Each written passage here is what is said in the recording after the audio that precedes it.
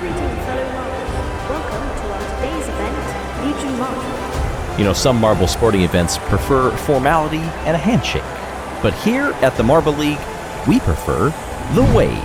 Hey everybody, I'm Greg Woods. This, the Legion Wave March. We got a taster of this earlier with the qualifiers, but this is the real deal with championship implications on the line at a time when it becomes absolutely crucial to perform well because the number of events left is ticking down. As we take a look at the apparatus, the wave itself, you remember how this goes. The troughs each correspond to a points total.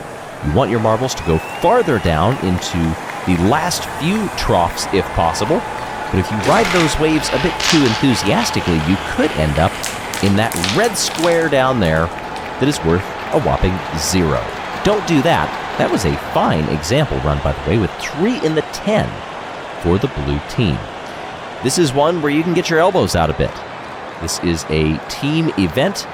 I've seen in the practice runs for this, there have been some marble athletes trying to do it individually, saying, okay, what happens if we all just train ourselves? That's a wonderful view, by the way. What happens if we all just train ourselves and each individually shoot for one particular area? Doesn't quite work that way. Well, things have worked to a degree for all 16 teams thus far this Marble League. Yes, every single team has at least one medal, and that is pretty remarkable. Up top, the Bumblebees leading the Savage Speeders, but that gap after the previous event came down to just 2 points. Things change very quickly here in the Marble League, and what will happen after the results of the wave. 2 runs for each of these teams. The scores combine. Heat 1 sees the Bumblebees and Team Momo. Everybody keeping going. Lost 1 in the 7 and 1 in the 8 for Momo. Great job by the Bumblebees to put 3 in the 9 and 1 in the 10. They did lose 1 in the catch basin, but let's wait for the tabulations to begin. 43-37. That 0 did hurt them. And Team Momo with 43 goes up into first. They swap sides. Did the Bumblebees learn their lesson? Or do they have to push a bit harder? Oh, they've lost 1 in the 5. That has not gone well for the hosts. Team Momo is going to have a nice 2-run total here. Look at that, a 5, a 6, 8, 9, 10.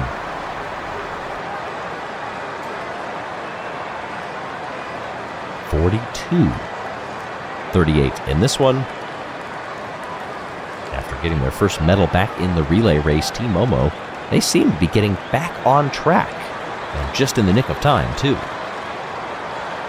Their fans happy with that result. Of course, being the first run, you have no idea how it is going to shake up to everybody else. Some of the rest of that everybody else begins right here. Raspberry Racers and the O-Rangers. Who's going to win this round? Oh, each team puts 1 in the catch basin. Otherwise, they're decently mirrored in some of the troughs. Oh, is there a marble back in the 2? Oh, no, the O-Rangers. Oh, no. What happened there?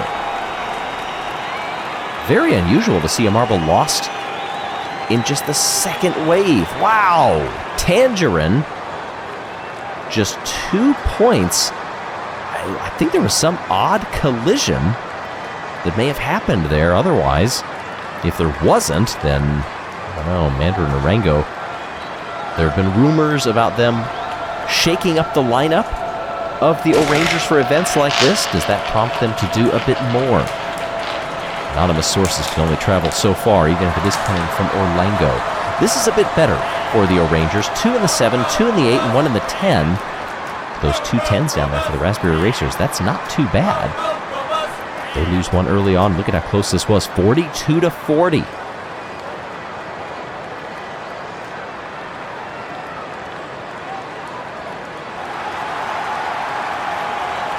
The Raspberry Racers.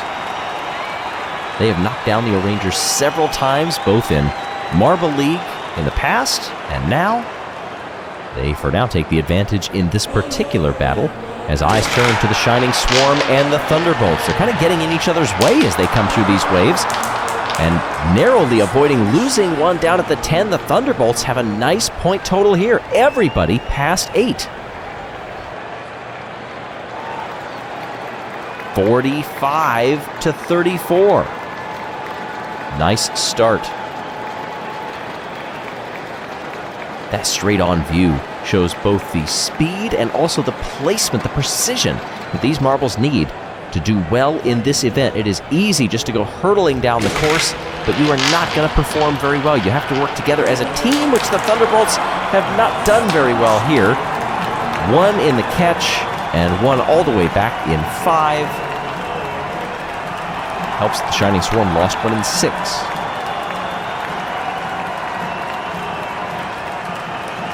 (41-31) here. The combined totals put the Thunderbolts into 3rd place. Shining Swarm just off the podium in 4th.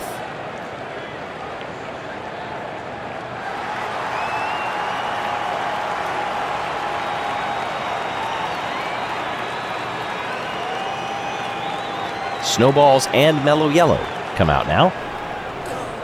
We've seen these teams battle before in the past. Did we lose another one in the 2 there? Mellow Yellow is going to have a 0 for one marble, and I think a 2 for the other. There it is. Wow. Yellum is quite frustrated by looking at it. Clear down there in the 2 trough. Wow, just left right on the peak. 28 points for Mellow Yellow. They need a really good recovery here. Snowballs not getting too wrapped up in that. They're a team that tends to focus on their own race, on their own performance these days. Down they come for heat number 2. Mellow Yellow much better this time, even if they did lose one down there. Look at this. 3 snowballs have gone into the 0. Well, they certainly didn't have to take the risk to beat Mellow Yellow head-to-head, but maybe they were feeling that they needed something extraordinary here to challenge for the medal, and it's just a step too far. That's going to be a very low total, lowest perhaps that we've seen all of this event. 15 points, wow! Puts them in dead last. Mellow Yellow only good enough for one spot above them. 8 teams have competed so far. 8 to go. Off into the distance we stare. As now the tabulations are complete. Now Team Momo, the only team past 80 so far. Shining Swarm and Bumblebees, they have the same point total. But according to the rules, Shining Swarm's run with the highest score is more, so they have the better position in the head-to-head. So Team Momo has laid down the gauntlet of an 80-plus score. That is what it's going to take to dethrone them, and depending on how some of these other teams in the second half do, maybe even just to get the podium. Pinkies and Crazy Cat's Eyes right now. Remember last year, Pinky Toe staying at the peak between 9 and 10 points. Wow, 4 in the 9, 3 zeros for the Crazy Cat's Eyes. And that's going to be a lower point total than what we have seen so far. 15, no. The new bench low is 14. A 6 and an 8, and that's it. 43 is pretty good for Pinkies up there. If they can get near that 40 mark again, they are within distance of the medals. Crazy Cat's Eyes, they get strung out a bit, and it costs them. And this is going to be a good point total once again for the Pinkies. 10, 2 in the 9, and 2 in the 8.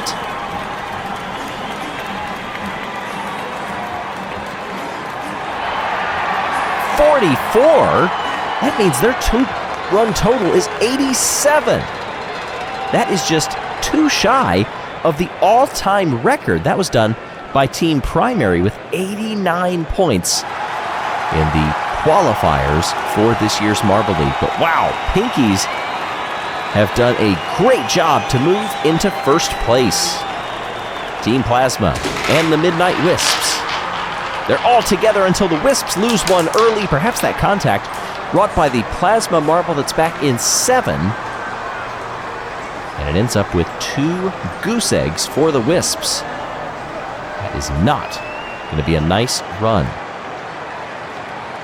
That marble looked like just completely lost steam down in 3. That is highly unusual. And the Wisps, 22. That is miles better than what we've seen. That view right there tells me that maybe some wall contact helped to cause that low finisher.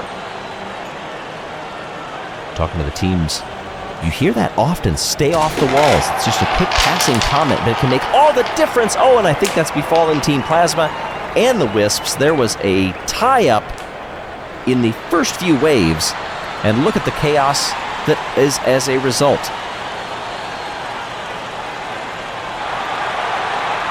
Well, that was a total mess. The total of the 2 runs is good enough for 4th for Team Plasma, even though that second run was not great. Is it the 3rd time that we've gotten a 2-pointer? Look at this. A different strategy than what we've seen before. Normally you just see the marbles that are all lined up in a straight line, but this is different. And looking into the rules, I don't know that it's going to be disallowed. I'm not sure. I'd have to dig in here. Savage Speeders coach quickly has appealed to the JMA for sure. Black Hole also came out. There have been some talking, and look, they've reset. Yes, the formation is illegal. They have to start in a linear arrangement, is the rule of law here. So a linear arrangement, I think, is where they were pleading their case, saying, well, linear compared to what? Is it all of the team members linear or each row? Either way, this was a good strategy by Savage Speeders. And if you notice that contact in the end there, didn't get to talk about it all that much, but it appears there was some contact that forced Cosmo into the catch basin. I know Coach Black Hole is not very happy with this, but it is allowed by the rules. Remember at the beginning we said shoving is allowed, contact is sometimes encouraged. Savage Speeders lose another one here. They were pretty neck and neck for most of that until that trailing marble, and 2 were lost in the 7. Galactic and the Speeders both put 1 in the 10. And the Savage Speeders have moved into 3rd place. Good fight back from Team Galactic.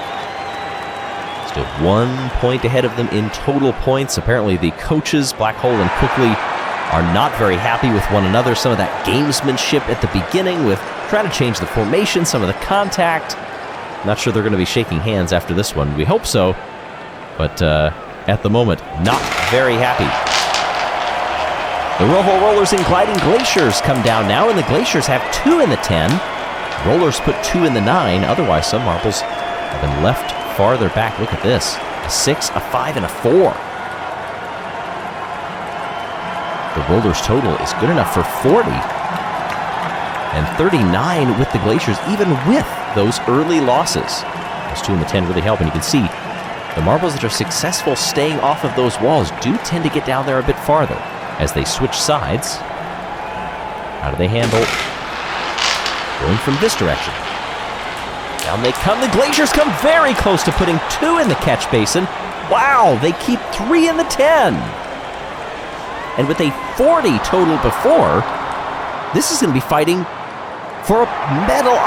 3rd place is all for Rojo Rollers and 4th for Gliding Glaciers.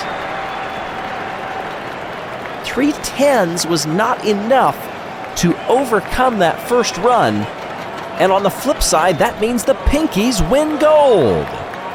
Yeah, they lost the 1 and the 6. If that had bumped forward just slightly, things may be different. Both of those teams, though, pretty happy with their results. Both of those coaches, from my view up here in the commentary box, look pretty happy. Disaster for the Crazy Cat's Eyes in that replay, but phenomenal for the Pinkies as they win gold in the Legion Wave March.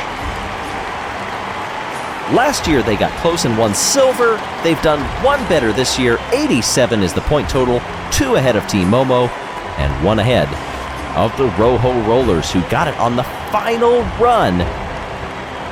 Congratulations to the top three of this event, the Rojo Rollers, Team Momo, and the Pinkies. Well, the Pinkies heading into that final couple of heats, they knew they were guaranteed a medal, and it is a gold.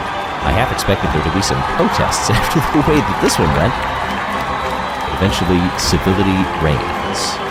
And so do the Pinkies, standing atop the podium with gold medals around all of them. Looking at the standings at the three-quarter mark, the Speeders are back up on top. The Pinkies jump 5 spots and make it into the top 3. The Raspberry Racers stay exactly where they are. And look at the drops occurring elsewhere. Crazy Cat's Eyes, the Wisps down 3, Mellow Yellow down 2.